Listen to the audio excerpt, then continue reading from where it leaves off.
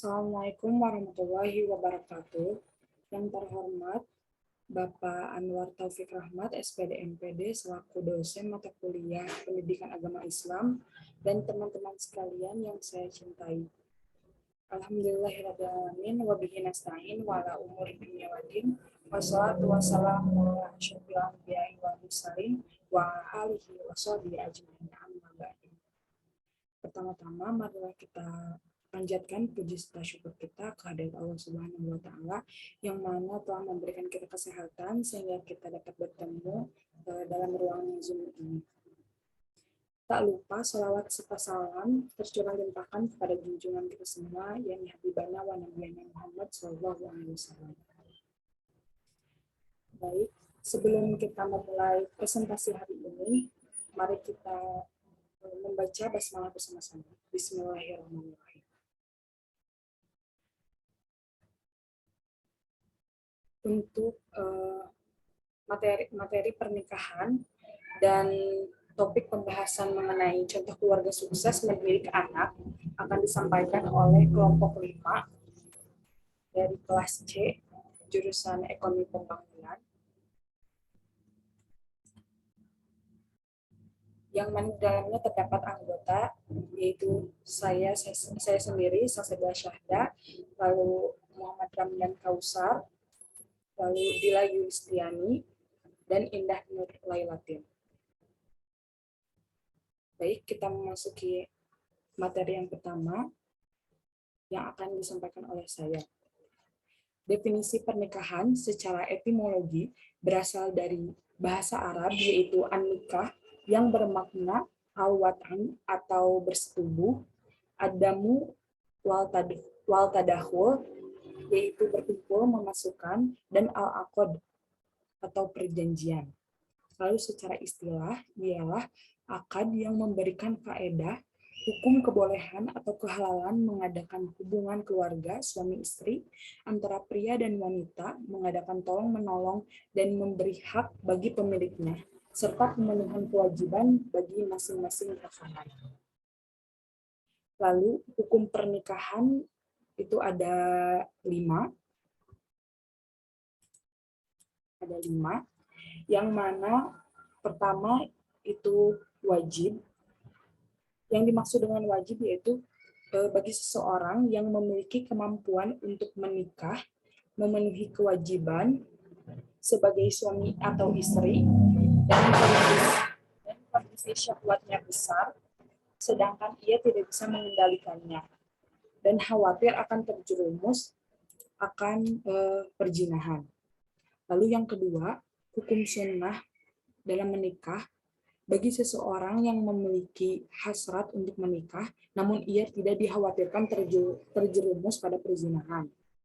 Lalu yang dimaksud dengan mubah, yaitu seseorang yang memiliki kemampuan melakukan pernikahan dan memenuhi kewajiban sebagai seorang istri atau suami, namun tidak memiliki dorongan syahwat yang mendesak dan tidak dikhawatirkan terjatuh pada perzinahan. Lalu yang dimaksud dengan makruh, ketika seseorang memiliki kemampuan untuk menikah dan bisa menahan syahwatnya, tetapi ia tidak memiliki keinginan kuat untuk melakukan kewajiban dirinya kepada pasangan, menafkahi atau melayani pasangannya. Lalu yang dimaksud dengan haram, apabila seseorang tidak mempunyai keinginan dan tidak mempunyai kemampuan, serta bertanggung jawab atas kewajiban dirinya kepada pasangannya dalam rumah tangga. Lalu yang selanjutnya ada syarat dan rukun pernikahan, yang diantaranya yang pertama ada calon pengantin, yang mana di dalamnya terdapat mempelai pria dan mempelai wanita. Dengan syarat yaitu beragama Islam, dan mempelai pria berjenis kelamin laki-laki dan wanita berjenis kelamin perempuan. Lalu jelas dan diketahui orangnya, tidak dipaksa, tidak sedang berihram. Lalu bukan yang dinikahkan itu bukan mahramnya. Lalu tidak dalam keadaan masih beristri atau bersuami atau dalam masa iddah. Dan untuk mempelai laki-laki tidak mempunyai istri yang haram dipoligami dengan calon istrinya. Lalu bagi mempelai perempuan belum pernah dili'an atau dituduh berbuat zina oleh calon suaminya. Lalu yang kedua ada wali dari mempelai wanita.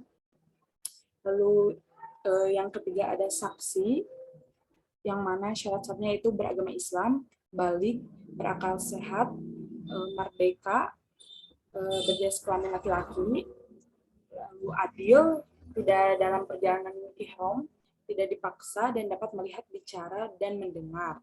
Lalu yang keempat ada akad nikah. Lalu yang terakhir ada mahar. Mahar ini adalah pemberian pihak laki-laki kepada perempuan saat pernikahan, dan jumlah dan jenis mahar ini disesuaikan dengan kemampuan laki-laki. Lalu adapun tujuan dan fungsi pernikahan. Tujuan utama adanya pernikahan yaitu menghalalkan hubungan suami istri untuk memenuhi tuntutan kebutuhan biologis dan psikologis kemanusiaan. Lalu mewujudkan suatu keluarga berdasarkan cinta kasih untuk memperoleh keturunan yang sah berdasarkan peraturan agama dan hukum yang berlaku. Adapun fungsi keluarga sakinah antara lain, yang pertama fungsi individual, yaitu meningkatkan derajat kemanusiaan dan ibadah keluarga. Lalu yang kedua ada untuk memperoleh ketenangan dan ketentraman jiwa. Lalu yang ketiga menimbulkan dorongan kesungguhan dalam menjalankan kewajiban mencari nafkah yang halal. Lalu yang keempat untuk melanjutkan keturunan. Sedangkan dalam fungsi sosial itu yang pertama sebagai benteng moral bangsa dalam ruang lingkup yang kecil dan sebagai lembaga pendidikan. Lalu dalam fungsi spiritual yaitu sebagai motivasi dan sarana dalam menjalankan ibadah kepada Allah. Untuk materi selanjutnya akan disampaikan oleh saudara Muhammad Ramdan Kausar. Kepadanya saya persilahkan. Baik, Assalamualaikum warahmatullahi wabarakatuh. Terima kasih kepada moderator yang telah mempersilahkan saya untuk memaparkan materi. Di sini saya akan menjelaskan tentang bagaimana mewujudkan keluarga yang sakinah. Sebuah keluarga dikatakan sakinah apabila suasana di dalamnya penuh dengan ketenangan, ketentraman, dan kebahagiaan, serta terpeliharanya ketaatan dan kepatuhan di antara sesama anggota keluarga untuk saling menjaga keutuhan dan kesatuan sehingga terbina rasa cinta dan kasih sayang di dalam keluarga demi mendapatkan keridhaan Allah Subhanahu wa taala. Baik, next selanjutnya.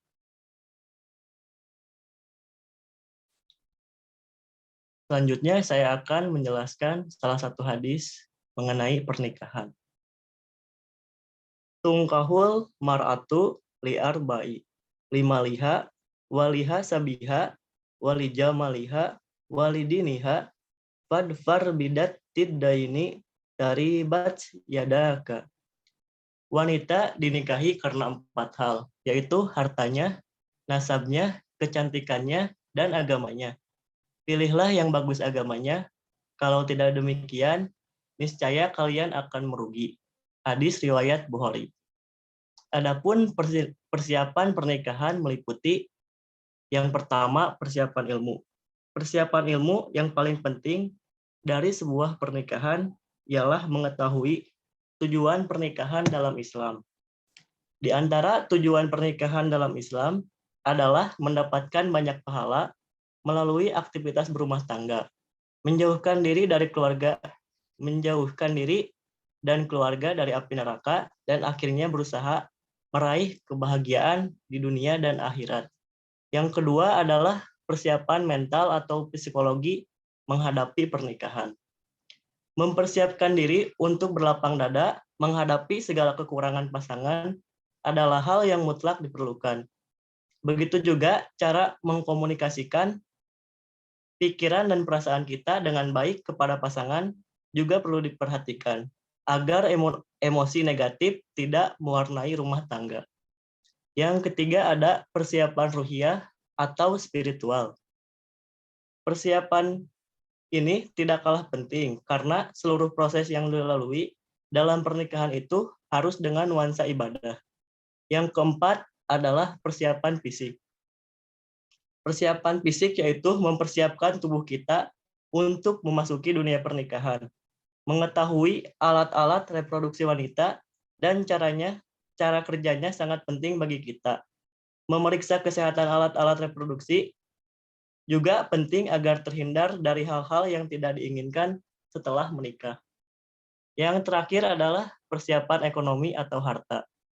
Persiapan ekonomi atau harta juga tidak kalah penting, sehingga dalam prosesnya pernikahan memerlukan biaya yang cukup besar.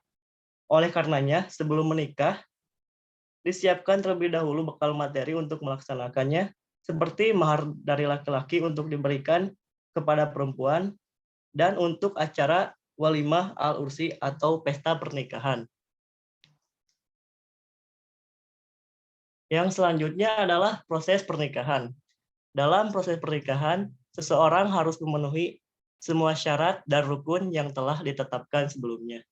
Selanjutnya, mendaftar ke kantor urusan agama atau KUA dan mengikuti segala prosedur yang berlaku agar pernikahan diakui sah baik secara agama maupun negara.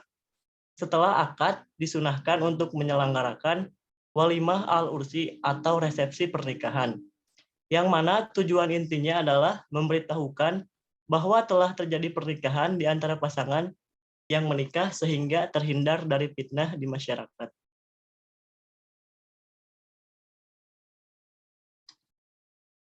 Yang selanjutnya yaitu cara membangun sebuah keluarga. Sebuah keluarga pasti harus mempunyai tujuan. Tujuan penting dalam pembentukan keluarga yaitu diantaranya mendirikan syariat Allah dalam segala permasalahan keluarga. Yang kedua, mewujudkan ketentraman dan ketenangan. Yang ketiga, mewujudkan sunnah Rasulullah Shallallahu Alaihi Wasallam. Yang keempat, memenuhi kebutuhan kasih sayang kepada anak-anak. Dan yang terakhir ialah menjaga fitrah agar tidak menyimpang dari jalan yang salah. Adapun upaya yang dilakukan untuk mencapai tujuan tersebut yaitu memiliki ilmu, saling mengenal dan memahami, memiliki kepercayaan kepada masing-masing pasangan, komunikasi yang baik dan keterbukaan, menjalankan kewajiban dan memberikan kebahagiaan. Yang terakhir ialah senantiasa menjalankan ibadah dan berdoa kepada Allah. Adapun penjelasan yang terakhir ialah mengenai kewajiban seorang suami dan kewajiban seorang istri. Kewajiban seorang suami diantaranya memberikan nafkah lahir dan batin, memperlakukan atau menggauli istri dengan baik, lemah lembut, dan menjaga kehormatannya. Yang ketiga ialah mendidik dan membimbing istri. Yang selanjutnya, kewajiban seorang istri.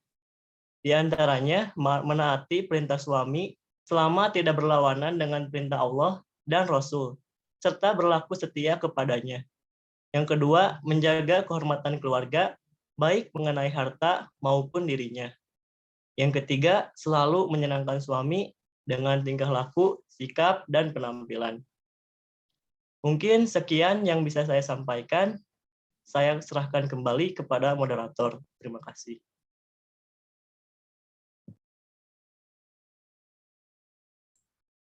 Baik, terima kasih kepada Saudara Ramdan. Lalu dilanjut dengan pembahasan mengenai topik contoh keluarga sukses mendidik anak yang akan disampaikan oleh Saudara Dila. Kepadanya saya persilahkan.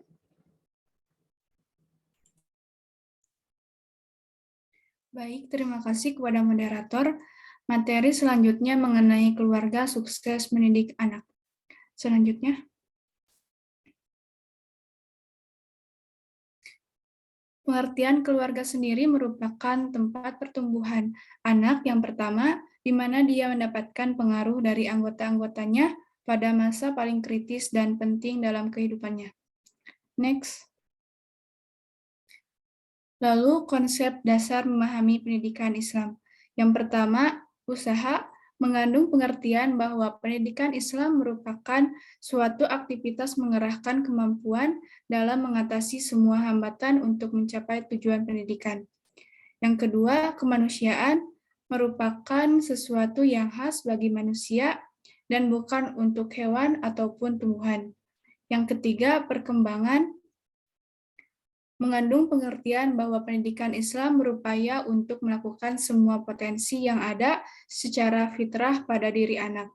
Yang keempat, proses merupakan usaha yang berproses dilakukan melalui upaya sistematis melalui runtutan aktivitas langkah demi langkah dan tahap demi tahap, bukan usaha seketika.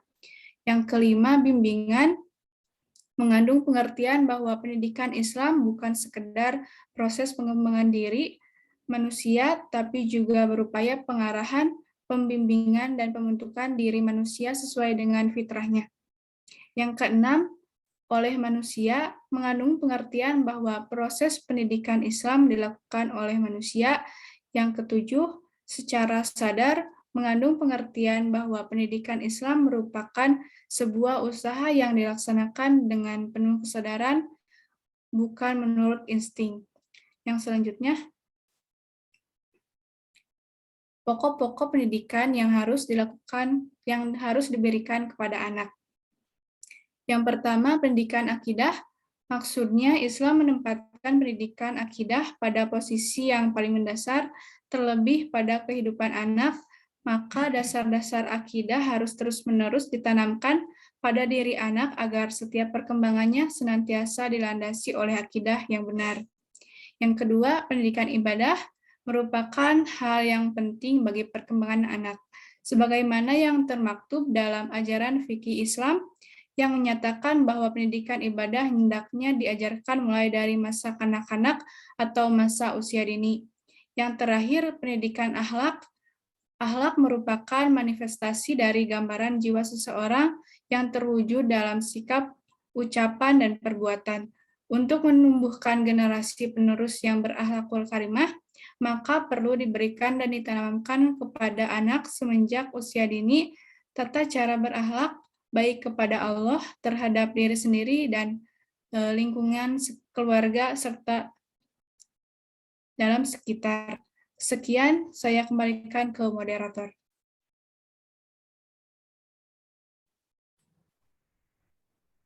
Baik, terima kasih kepada saudari Bila. Selanjutnya akan disampaikan oleh saudari Indah. Kepadanya saya persilahkan. Baik, terima kasih.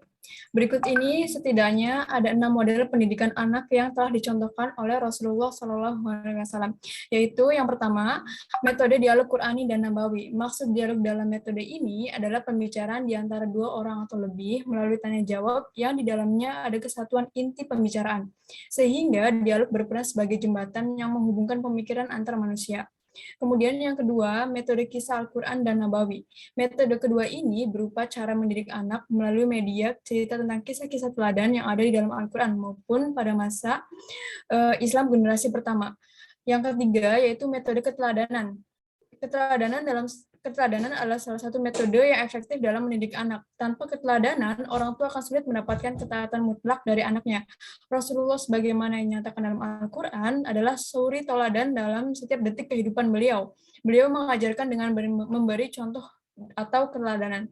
Yang keempat yaitu metode praktek dan perbuatan. Metode ini merupakan sebuah metode pendidikan dengan cara mengajarkan anak secara langsung tanpa memberikan teori yang bertele-tele. Metode ini bisa dipakai misalnya dalam mengajarkan adab-adab sehari-hari seperti cara makan dan minum.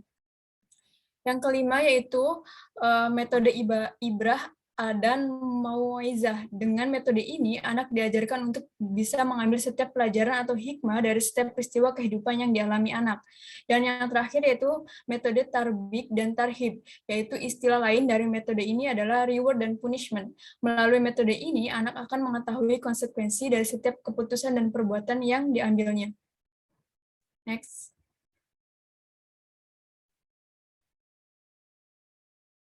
Kemudian ada 6 cara mendidik anak ala Rasulullah Shallallahu Alaihi Wasallam.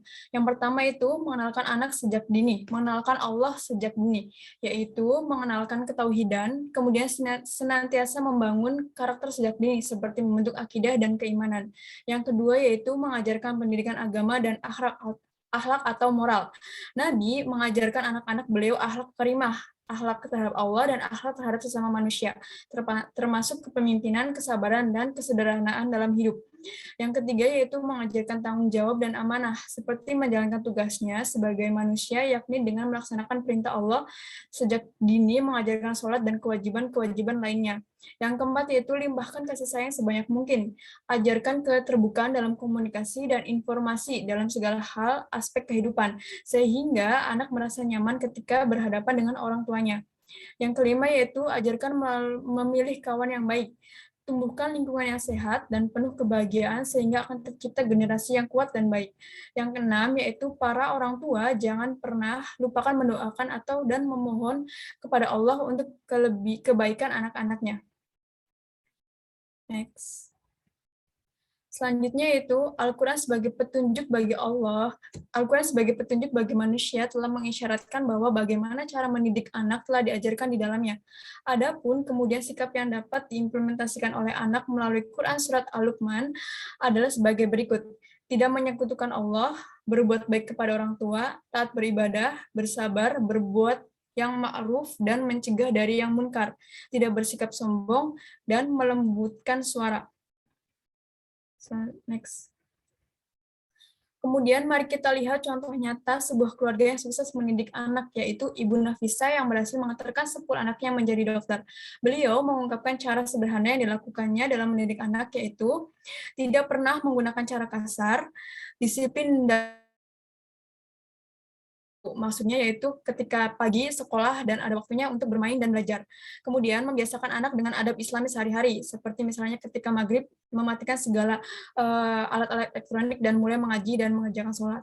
Kemudian mendidik anak menghormati hak-hak orang tua, menanamkan sikap hormat kepada yang lebih tua dan sayang kepada yang lebih muda, mengajarkan membaca Al-Quran, doa-doa dan ucapan-ucapan Islami, dan yang terakhir adalah menanamkan sikap dan sifat terpuji. Mungkin cukup sekian yang dapat saya sampaikan. Saya kembalikan kepada moderator.